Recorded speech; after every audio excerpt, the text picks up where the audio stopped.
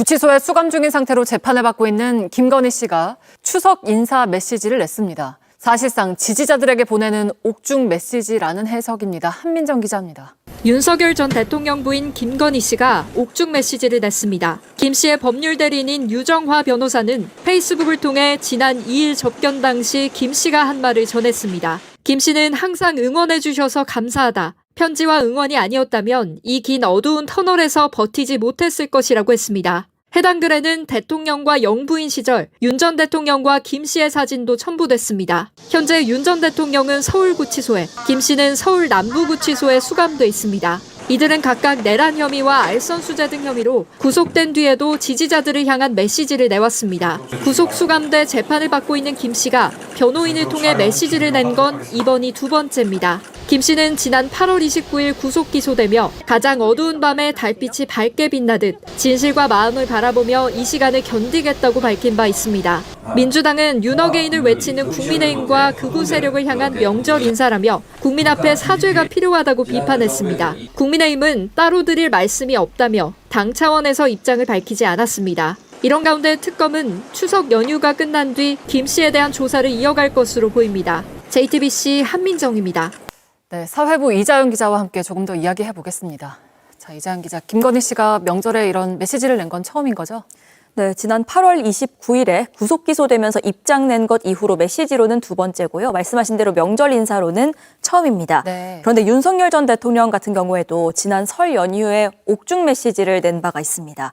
당시 변호인을 통해서 나라의 앞날이 걱정이고 청년들이 현실에 좌절하지 않을까 걱정이 된다라고 하면서 김건희 씨의 건강이 염려된다 이런 얘기도 함께 전한 바가 있었습니다. 그런데 이번에 김건희 씨 역시도 여러분 곁을 지키지 못해서 안타깝다라고 말했죠. 닮은 데가 많습니다. 네, 사실상 지지층을 겨냥한 거다라고 볼 수 있습니까? 네, 지금까지 나온 윤 전 대통령의 옥중 메시지들을 보면요. 과거에 반탄 집회에서 그 청년층을 내세우더니 2030을 집중적으로 연단에 세웠죠.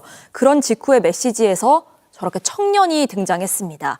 또 옥중에서 성경 읽고 있다고 변호인단이 밝히면서 이 보수 개신교 세력을 겨냥하기도 했습니다.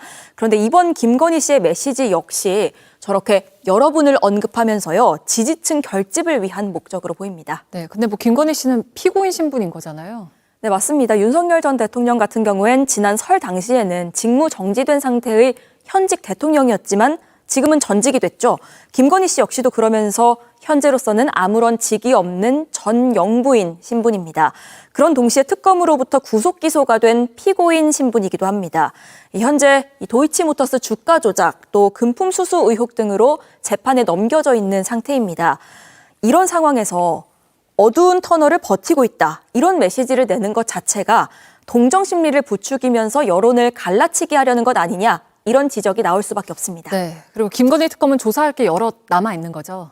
네, 맞습니다. 김건희 특검은 이미 한 차례 수사 기간을 연장한 상태죠. 후반전에 돌입한 상태다. 이렇게도 볼 수가 있습니다. 지금 서희건설이라든지 이배용 전 위원장으로부터 귀금속을 제공받았다. 이런 사건 관련한 의혹도 남아 있습니다. 특히 이런 뇌물죄 같은 경우에는 윤석열 전 대통령을 특검이 공범으로 보고 있기 때문에 이 윤 전 대통령 본인에 대한 조사가 불가피한 상황입니다. 이렇게 의혹의 정점에 있다고도 할 수 있는 윤석열 전 대통령 그리고 김건희 씨 부부 같은 경우에는 각각 서울구치소와 남부구치소에서 이번 명절을 맞게 됐는데요. 통상적으로 이 설이나 추석에는 특식이 나옵니다. 그런데 올해는 예산 문제로 중단이 됐다고 합니다. 이 김건희 씨가 있는 남부구치소에서만 송편 등이 제공이 되고요. 오는 9일까지 연휴 내내 변호인 접견도 불가능합니다. 네, 잘 들었습니다. 이자연 기자와 함께 짚어봤습니다. 김건희가 또 서울구치소에서 그러니까요. 굳이 추석 인사를 안물안궁인데 유정화 변호사의 SNS 통해서 전해져 왔습니다. 어떻게 보셨어요? 아니 그러니까 여기 내용 중에서 여러분의 편지와 응원이 아니었다면 이 긴 어두운 터널을 버티지 못했을 겁니다. 어두운 터널 무슨 순교자 납셨네? 약간 이런 느낌이 드는 거예요. 예. 그럼 뭐 본인은 지지자를 결집할 목적으로 했는지도 모르겠지만 이제 더 이상 지지자들이 없잖아요. 그래서 그거보다는 야 니네끼리 나 여기 아직 살아 있으니까 니네끼리 송편 먹지 말고 영치금이라도 좀 보내 이런 거 아닐까. 나 아직 살아 있어. 나를 잊지 말아요. 약간 이런 거 아닌가. 예. 이런 생각이 들더라고요. 그러니까 무슨 열사 같다는 느낌도 들고 이 터널이 끝날 거라고 좀 희망을 갖고 있는 건지. 아니, 그 터널이 아마 계속 계실 것 같습니다. 긴 터널이 될 터널에, 것이다. 네. 예. 아니 근데 이제 그 두 가지 사진이 지금 나오고 있는데 그 왼쪽에 있는 사진을 좀 찾아보니까 그 작년 23년 1월에 아랍에미리트 순방 갔을 때 그 사진이더라고요. 저 뭐야, 저. 그때도 우리가 다시 기억을 되돌아보면 외교 참사, 외교 결례 이런 논란이 엄청 많았을 때입니다. 어허. 그래서 그걸 좀 소개해 보자면 그때 그 윤석열이 아랍에미리트에 파병된 아크 부대 장병들을 만난 자리에서 UAE의 적은 이란이다. 맞아요. 이렇게 그 얘기 했었던. 얘기해서 논란이 네. 있었죠. 기억나십니까? 예. 네. 갔다 그래- 하면 이렇게 사고를 맞아요. 쳤어요. 그렇죠. 그래서 이란이 입장을 냅니다. 윤 대통령 완전 무지하다. 이러면서 그때 한참 트럼프 일기에 이란의 핵무기를 제재하면서 우리나라에도 이란에 보내야 되는 그런 석유 뭐 한 70조 가까이, 70억 달러. 그러니까 우리나라 돈으로 8, 9억 정도가 묶여져 있는데 이거 적적하게 합법한 정치를 취하지 않으면 뭐 어떻게 가만히 있지 않겠다. 이런 메시지를 내고 정말 외교적으로 큰 문제가 있었던 그런 발언을 나가서 했었던 그런 때입니다. 그리고 또 어떤 논란이 있었냐면 그 윤석열, 김건희가 순방에 가면 뭐 국기에 대한 경례 이런 것도 잘 하지 못해서 항상 맞아요. 논란이 있었는데 이때는 완전 결정체라고 보였을 때였는데요. 당시에는 김건희가 우리 애국가가 있는데도 가만히 있다가 갑자기 손을 올리는 그런 장면이 있었고 그 아랍에미리트 국가가 나올 때 그 대통령은 가만히 있는데 윤석열은 굳이 맞아요. 손을 올리는 네. 그런 일이 있었던 그때였습니다. 아하. 근데 그 사진을 지금 올리면서 긴 터널이 어쩌고 뭐 여러분의 응원이다. 네. 와 진짜 이 사람들은 무슨 생각으로 그동안 있었는지 지금도 무슨 생각인지 정말 알 수가 없습니다. 정말 그 윤석열이 집권했었던 3년이 정말 긴 터널이었죠. 그럼요. 보이지 않았던 긴 터널이었죠. 그렇죠. 아니, 저는 요거 보면서 느꼈던 게, 요 두 개 사진은 김건희가 골라준 건가? 라는 생각이 들더라고요. 김건희가 잘 나온 사진으로. 본인 얼굴 작게 나온 사진으로 그렇죠. 고른 건가? 이런 생각이 들더라고요. 네, 네. 예. 먼저 김건희 특검이 복귀하고 싶다 이렇게 얘기를 했는데 이거 저 우리 다녀왔어요. 어떻게 봐야 됩니까? 저 갔다 왔거든요. 말씀 좀 해주세요. 민주기 특검에서 지금 네네. 김건희 특검 사건을 하고 있지 않습니까? 아마 국민들께서 많이 놀라시고 또 화도 나셨을 거예요. 맞습니다. 국민들께서 이 국민적 의혹을 해소하라고 특검을 허락하셨고 그렇죠. 거기에 검사들이 가 있는데 자그마치 40명이 넘는 검사들이 못하겠다. 다 한 목소리로 지금 예. 얘기하는 그리고 거죠. 내용을 보면은요. 죄송합니다. 수사 기소 분리에 대해서 반발하는 듯한 내용. 그래서 특검에서는 수사와 기소가 하나가 돼 있는데 뭐 앞뒤가 안 맞지 않느냐라고 마치 태클 거는 듯한 맞아요. 내용. 그래서 우리는 검찰청으로 복귀하겠다라는 내용으로 한 목소리를 냈는데요. 일단 저도 너무 충격이었고요. 아마 그 소식을 듣고 상당히 분개한 분들이 많으셨을 겁니다. 저도. 김건희 특검 지금 해야 될 일이 많은데 이 특검에 검사들이 이렇게 나와버리면 우리가 맞아요. 누굴 믿어요? 맞아요. 우리가 지금 검찰청을 못 믿어서 특검에게 믿고 맡겼는데 특검에서 똑같은 목소리를 내버리면 우리 누굴 믿어요? 그래서 네. 너무 놀란 마음이었거든요. 근데 일단 그래서 저희 전현희 의원님과 여러 동료 의원님들과 함께 특검에 방문해서 도대체 왜 그런 말을 하게 된 건지 특검 또- 다 만나셨어요? 특검님을 직접 만나지는 못하고 네. 특검보를 만났고요. 네. 그리고 가서 좀 현장에 민주기 특검의 현장 분위기 또 상황 왜 그랬을까 도대체 거기에 대한 또 수사가 혹시라도 방해가 되거나 제대로 안 되면 안 되지 않습니까? 국민들께서는 이 수사 잘못되면 이건 큰일 나는 거예요. 이 국가의 기강을 바로 세우는 일인데 수사가 잘못되면 안 되거든요. 이거 왜 그런가 이걸 보러 갔다 왔는데요. 일단 좀 말씀을 올리면 수사는 정상적으로 되고 있었습니다. 다행입니다. 죄송합니다. 수사는 정상적으로 잘 되고 있어서 그나마 다행이고요. 또 수사를 정상적으로 더 힘차게 해야 한다 이런 것들을 강하게 좀 주장을 했었고 사실 마음 같아서는 검사들의 이런 모습들 우리가 용납할 수 없지요. 중징계를 해야 할 사안들입니다. 하지만 특검 조사가 방해받아서는 안 되지 않습니까? 일단 특검이 정상적으로 업무 수행을 하도록 하는 게 더 중요한 일이라는 생각을 해요. 일단 그런 특검의 수사가 절대 지장이 있어서는 안 된다. 강력한 요청을 좀 드렸고요.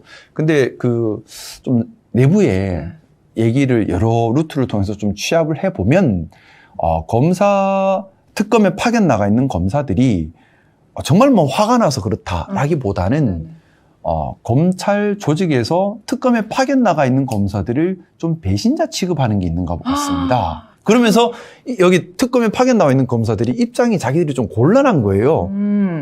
검찰 조직에서는 너희 우리 검찰이 지금 없어지는데 너희만 특검 가서 정권에 충성하면서 너희만 좋은 거 아니야? 하면서 배신자 취급을 하니 특검에 나와 있는 검사들이 그거 아닌데 라고 입장 곤란해지는 그러면서 마지못해 끌려가듯 그래서 본 마음은 그게 아닌데 좀 그렇게 된 그런 부분들도 또 없지 않아 있는 거는 같아요. 그래서 좀 다행인 건가요? 저는 다행이라기보다는 사실 그 모습을 보고 되게 화가 났습니다. 도대체 이 조직이 왜 이러지라는 생각이 들었어요. 아니 검찰청을 폐지하고 수사와 기소를 분리하는 것은 국민의 요구고 국민의 심판이고 국민의 결정입니다. 맞습니다. 그런데 그러면 이런 결정이 나면 검찰 조직은 우리가 뭘 잘못했지? 그럼 앞으로 어떻게 해야 되지? 라는 반성이 있어야죠. 그렇죠. 근데 그게 아니라 국민적 관심을 받고 정말 검찰이 제대로 수사를 하지 못해서 특별하게 수사를 하고 있는 특검 파견 검사들에게 심리적 압박을 주고 또 배신자 취급을 해버린다면 반성을 하는 것이 아니잖아요. 저는 이 대목에서 상당히 좀 마음이 아팠고 이래서는 안 된다. 그래서 정말 검찰 조직이 반성을 해야 한다. 검찰 개혁을 해야 된다. 진짜 지금 저는 좀 충격을 받았습니다. 어떻게 보셨어요? 끝까지 선민의식을 가지고 있다는 거 보여주는 거 아니에요? 네. 자, 공직자죠. 국회에서 법을 바꿔서 왜 검찰청을 해체해야 하느냐. 본인들이 더 잘할 거 아니에요. 그러면 그거를 국민들 앞에 놓고 특검 수사를 탓할 게 아니라 윤석열 김건희 집에 쳐들어가가지고 40명이 미친 짓을 해도 해야 되는 것이지. 왜 검찰이 이 모양 이 꼴이 됐냐. 그리고 한동훈은 뭐 했어요? 윤석열 정권 지하에서 법무부 장관 하면서 한동훈 찾아가서 따지고 싸워야 되지.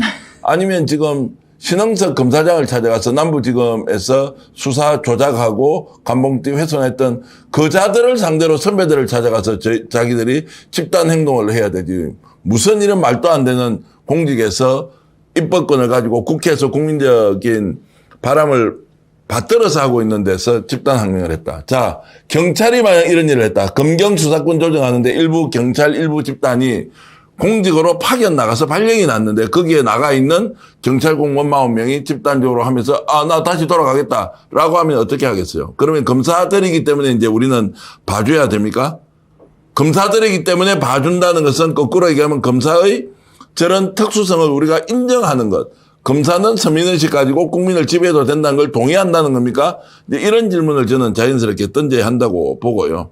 어쨌든 지금은 정무적으로 판단하면 뭐 저 정도면 누그러지겠지라고 할 수 있지만 공식적으로 저는 법무부에서 저 내용에 대해서는 징계위원회를 소집해서 어떤 식으로든 당사자들한테 국가공무원으로서의 품위 유지, 집단 행동에 대한 것은 제재를 반드시 해야 한다고 봅니다.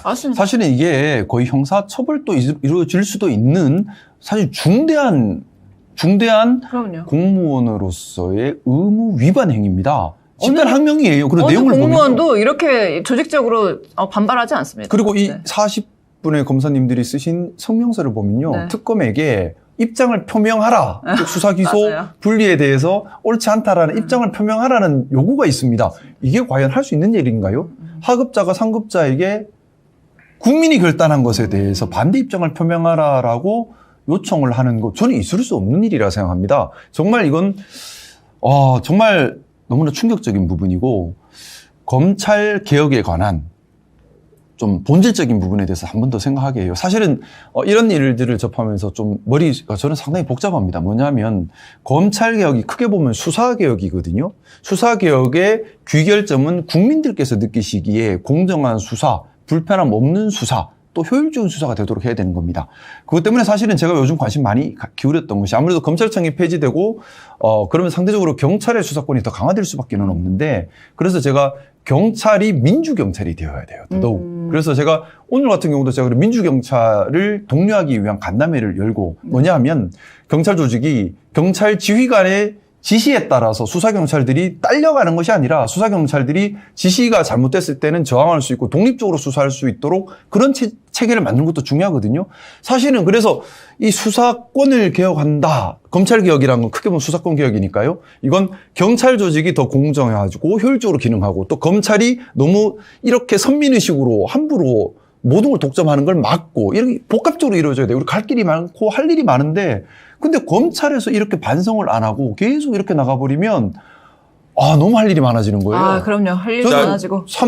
오늘 좀 정말 할 일이 많고 정신 바짝 차려야겠구나 생각을 좀 더 했습니다. 맞습니다. 그러니까 이 사람들이 집단 행동을 할 때는 울분에 차서 불의에 맞서서 이제 이런 것입니까? 제가 좀 노골적으로 말씀드리면 수사 기소권을 누가 가지고 있습니까? 검찰이 가지고 있으니까 여전히 1년 동안 수사 기소를 결국 검찰이 독점하고 있으니까 우리는 이렇게 집단 항명하더라도 누가 우리를 조사한단 말이야. 기소한다고 어림도 없다라는 생각을 하고 있을 거예요. 그러면 이 40명이 한 사람 한 사람이 직접 나와서 네 이름 이야기하고 국민 앞에 요구를 해라. 왜 하루 만에 찌그러지느냐고요. 찌그러진다는 표현이 네. 자 이렇게 했으면 자 집단적으로 걸기라도 해라. 광화문 나가라 너가. 그리고 국회에 가서 억울하다고 이야기해라. 왜냐하면 너희들이 헌법기관이라면서 독립성이 있다면서 당당하게 얘기해라. 그 젊은 검사들이 중심이 됐다면 왜 다 숨고 없느냐고요. 해놓고 나니까 이게 감당이 안 되는 거야. 야 검사가 원래 이래? 대한민국 검사 이렇게 해도 돼? 관봉띠 회사원 되고 나서 저 검찰청 해체 당연히 해야 된다라고 했듯이 이번에 집단 항명도 너희들은 원래 그런 집단이었구나 라는 얘기를 들을 수밖에 없는 것이고 그래서 검찰청 해체의 정당성 훨씬 더 강화시켜주고 있는 행위였다라고 저는 보는 겁니다. 맞습니다. 분노 버튼을 한 번 더 눌렀다. 정말 지금 대표님께서 되게 중요한 말씀하셨어요. 뭐냐면은 그동안 검찰이 개별 검사가 독립기관으로서 독립적으로 수사한다라고 얘기를 했었잖아요. 근데 지금 보면 40명의 항명 검사들의 말하는 취지는 결국에는 동료들 배신자 취급하니까 우리가 달리 말하면 검찰 조직이란 걸 지키기 위해서 본인의 양심을 뒤로 하고 조직을 우선하는 그 마음이 앞섰다는 거거든요. 그렇죠. 그건 공직자의 자세가 아니죠. 검찰 조직을 지키기 위해서 개인의 검사로서의 양심을 뒤로 한다? 이건 있을 수 없는 일입니다. 검사 동일체 원칙이 이렇게 작용되면 안 되는 거거든요. 이거는 무슨 진짜 조폭 집단도 아니고요. 그래서 도대체 검찰의 조직 문화가 어떻길래 특검에 파견 나와 있는 검사가 검찰 조직을 지키겠다고 항명을 이거 있을 수 있는 일인가요? 정말 있을 수 없는 일입니다. 그래서 좀 심하게 말씀드리면 대한민국은 이제 검사들에게 합법적으로 깡패 짓을 하라고 우리가 면허증 준 거 아니잖아요. 이 말 들으면 얼마나 모욕감을 느끼겠어요. 기자들 기레기 쓰레기다라는 이야기 수도 없이 듣고 기자들이 취재하는 거 잘못됐다. 우리도 기자 출신이지만 비판도 많이 하지만 지금 검사의 수준이 그렇게 돼 있다고요. 그러면 국민들이 지금 예를 들어서 내 가족 중에 한 명이 검사다 이러면 떳떳하게 야 우리 아들이 어느 지검에 지금 근무하고 있다. 중앙지검에 있다. 동부지검에 있다. 부산에 있다. 대구에 있다. 광주에 있다. 이런 거 지금 자랑할 수 있겠어요? 직업을 갖고 있는데 이게 부끄러움이 됐어. 괜히 드러내놓으면. 왜 이 소리를 듣냐고. 최근에 김재동 개그맨이죠. 이제 김재동 씨가 나와서 이제 어디 강의를 하는데 뭐 이제 특강 같은 거 하지 않습니까? 스카이 보내지 말라는 거예요. 아이들. 스카이 특히 서울대 가면 다 감옥 가 있다는 거야. 그러니까 막 청중들이 놀라가지고 스카이에 절대 보내면 안 돼. 의원님 스카이 나오신 거 아니죠? 저는 스카이죠. 스카이 나오셨는데 스카이 가면 감옥 갈 가능성이 높기 때문에 절대로 거기 보내서는 안 된다. 지금 감옥에 있는 사람들이 다 서울대 출신인데 그래도 보내겠어요? 공부시키지 마세요. 공부 많이 시켜놓고 서울대 가면 결국 감방 갈지 모르는데 이게 지금 정상적인 나라냐고 라고 얘기를 하면 서울대 출신들은 지금 나오면 공부 잘한 거는 모르겠지만 지금 얼마나 부끄럽겠어요. 이게 뭐냐고 나라에 검사 출신들이 나라를 다 망쳐먹고는 검사들이 40명이 모여서 집단행동을 한다? 이게 누가 지금 용납할 수 있는 거예요. 본인이 한번 조사받고 맞습니다. 기소하면 당해보라고 하세요. 맞습니다. 근데 이 검찰의 조직 문화라는 거 하는 것이 정말 무슨 조폭 문화처럼 돼 있는 것 같아요. 맞아요. 제가 양분남 의원님과 얼마 전에 얘기를 좀 깊이 나눴는데 검사장 출신이십니다. 네. 그리고 되게 존경받던 검사장 출신인데 이분이 검찰의 문제에 대해서 문제 제기를 했다가 아시겠지만 또 이명박 대통령님께서 전에 대선 후보 일대에 법률지원단장을 맡으셨잖아요. 그것 때문에 검찰 조직의 타겟이 돼서 집중 공격을 받았어요. 하면서 그때 겪었던 고초에 대한 이야기를 듣는데 이렇게까지 하나? 근데 이게 그 개별 검사가 아니라 검찰이란 조직이 움직이는 거예요. 맞습니다. 그러니까 이번에 우리 그 관복구 띠지 사건 할 때의 수사관의 태도 마치 깜짝이야. 너무 놀랐는데 근데 그 태도를 보면 뒤에 뭔가 큰 보호 세력이 있기 그렇죠. 때문에 그럴 수 있다라고 합리적 의심을 하도록 만드는 맞습니다. 모습이었지 않습니까? 네네. 그 보호 세력이라고 하는 것이 결국 검찰의 조직 문화, 검찰 조직. 우리는 조직이야. 근데 그 조직이 국민을 위해 봉사하는 조직이 아니라 맞습니다. 검찰 조직 자체를 위한 봉사 조직이 되고 그 조직에서 정권과 권력을 잡기 위해서 반대파를 수사로 박살을 내버리는, 그래서 기든 아니든 본인들에게 무릎 꿇지 않는 정치인들은 끝까지 파서 무릎 꿇리는. 근데 사실은 정치인들이 국민을 대표하고 있는 거지 않습니까? 그렇습니다. 결국은 국민을 무릎 꿇리는 거예요. 맞습니다. 검찰의 권력이라는 것, 네. 국민이 부여한 겁니다. 맞습니다. 주인은 국민인데 모습이어야 할 검찰이 주인인 국민을 무릎 꿇리려는 시도로 볼 수밖에 없는 겁니다. 무서운 거네요. 그래서 우리가 검찰 개혁이 필요한 것이고요.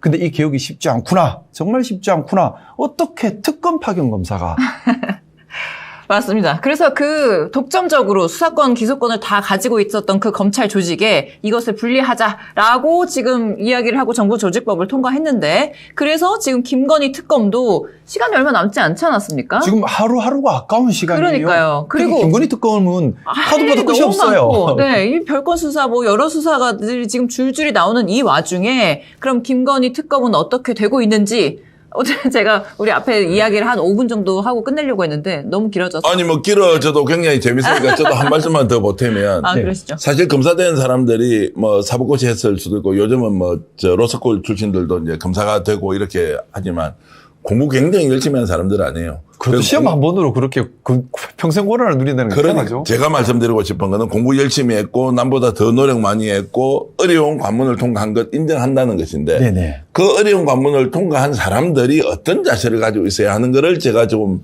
설명을 드리고 싶은 거예요. 그러면 더 겸손해야 되죠. 말씀하신 대로 본인이 예를 들어 고려대 법대에 나왔으면 그것도 들어가기가 얼마나 어렵고 거기에서 사법고시 한다는 게 너무나도 힘든 일이지 않습니까? 다 선망하지 않습니까? 그러나 그것은 내가 가지고 있는 재능과 역량을 발휘해서 상대적으로 전문직 종사하면서 국가로부터 안정적인 직장 보장받고 변호사업을 개업할 수 있는 자기까지 취득했으니 감사한 마음으로 스스로 좀 낮추어서 가되 자부심, 자긍심은 가지고 하면 되잖아요. 근데 이게 어느 순간에 공부 잘하고 고집해서 했던 것이 벼슬이 되어서 남을 지배하는 수단으로 쓰고 야 그래 나는 수사권 기소권 있을 것이야 라고 하니까 이 결과가 어떻게 돼 있어요? 인생이 그 사람들은 어떻게 됐겠어요? 동네 큰 프랜카드 붙여놓고 행정고시 사법고시 했다고 그렇게 자랑을 많이 했던 사람이 국민들로부터 질타를 받는 그 존재가 됐던 것은 정치가 그렇게 만들었다고요? 아니면 국민들이 그렇게 만들었어요? 그 집단이 그렇게 만들어서 공룡처럼 비대화되어서 결국 어느 순간에는 권력을 자기들이 주무르는 것까지 가버린 거 아니에요. 그런데 집단 함명한다?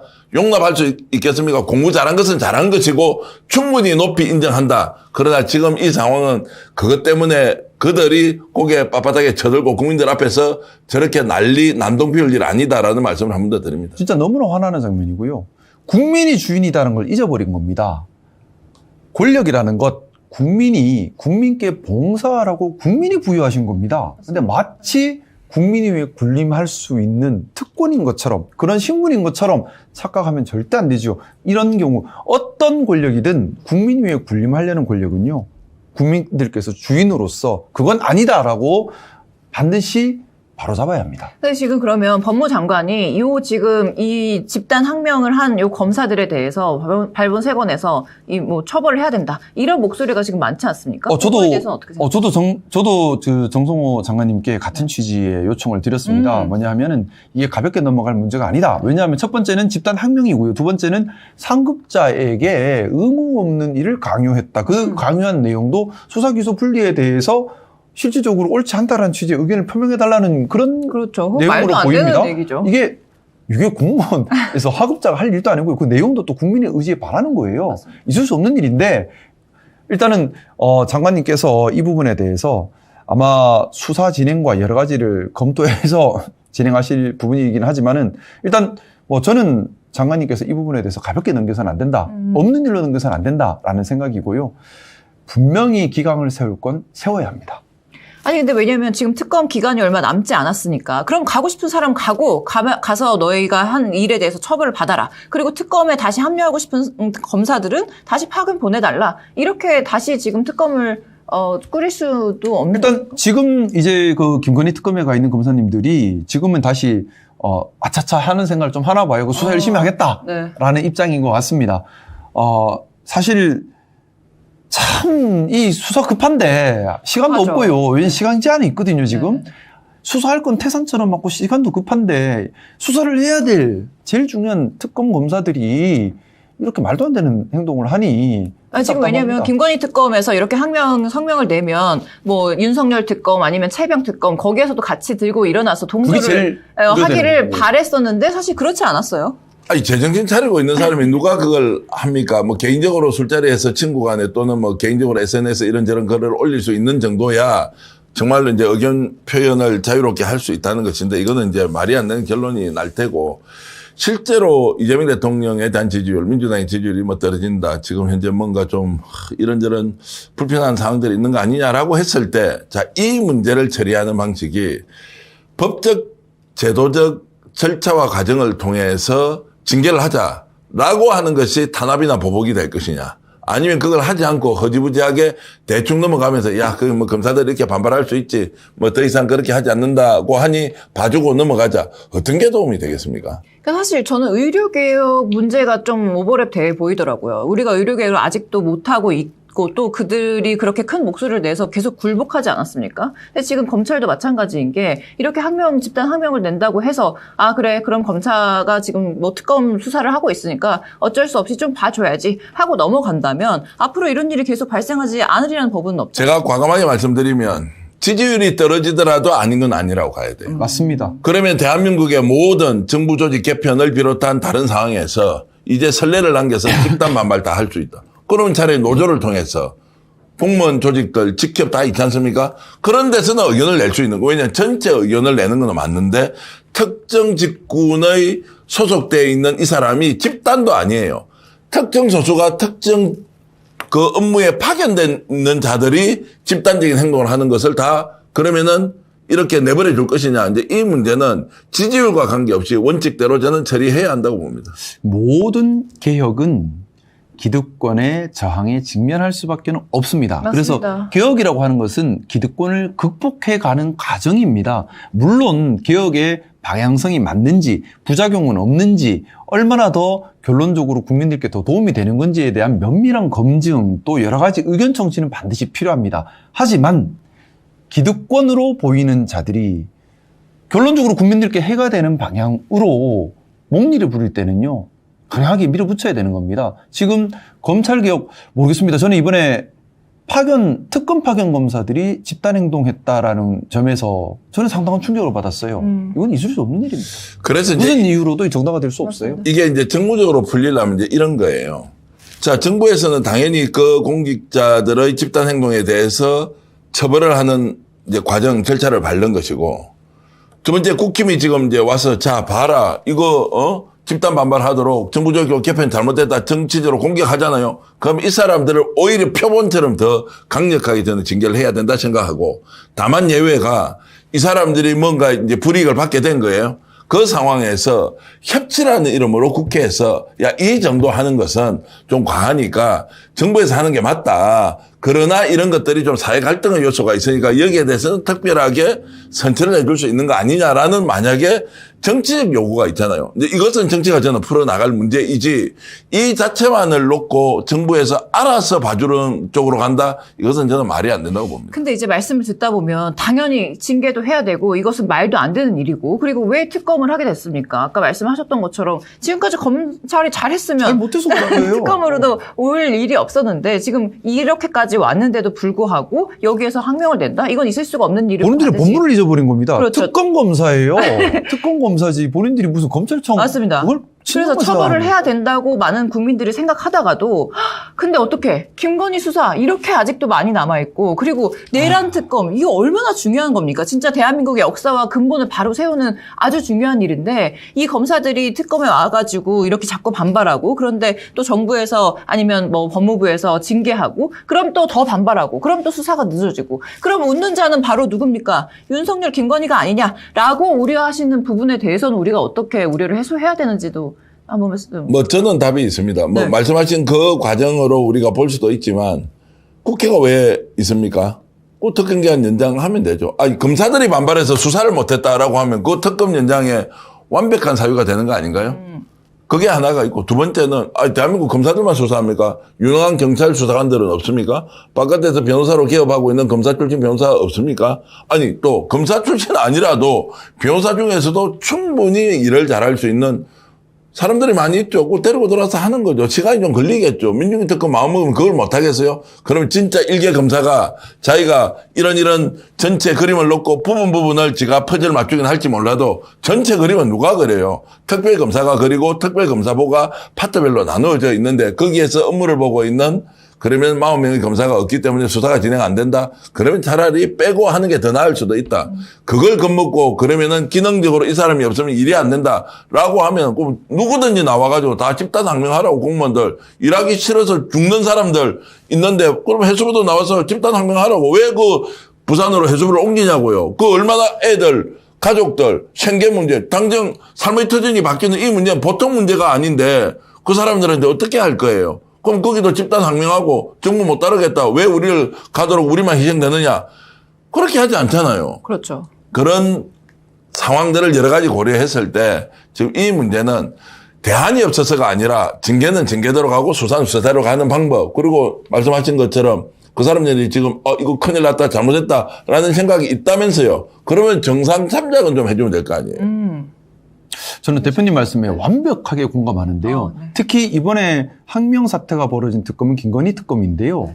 봐도 끝이 없어요. 여기는 다 게이트예요. 맞아요. 그래서 사실 물리적 시간이 너무 부족합니다. 네. 그리고 지금 그래서 저는 계속해서 하고 있는 얘기지만은 김건희 특검만큼은 특검 기간이 더 필요합니다. 인력도 더 필요합니다. 맞습니다. 왜냐하면 너무 많아요. 너무 맞아요. 망대예요. 사안 하나하나 다 게이트라니까요. 사실은 사안이 다 특검거리예요. 네.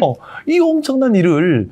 그리고 우리가 보면 어떤 개혁 과제를 수행할 때 기득권들이 목리를 부리는데 그 목리라는 것이 꼭 우리가 어떻게 이러지도 저러지도 못하는 그런 약점을 잡아서 목리를 부리는 거 이게 딱 지금 그런 일이잖아요. 근데 이게 한 번, 두 번 끌려가다 보면 늘 숨통 잡고 약점 잡으면 목리 부리면 돼라는 기득권자들의 나쁜 의식을 또 만들 수도 있다는 생각도 듭니다. 이럴 때 우리는 어떤 피해가 있다 하더라도 바로 세워간다. 그리고 김건희 특검은 정말 제대로 파야 되고요.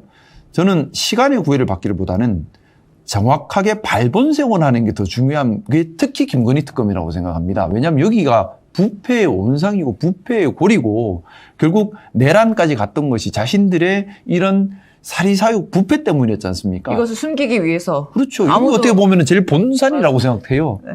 정말 발본색원해야 됩니다.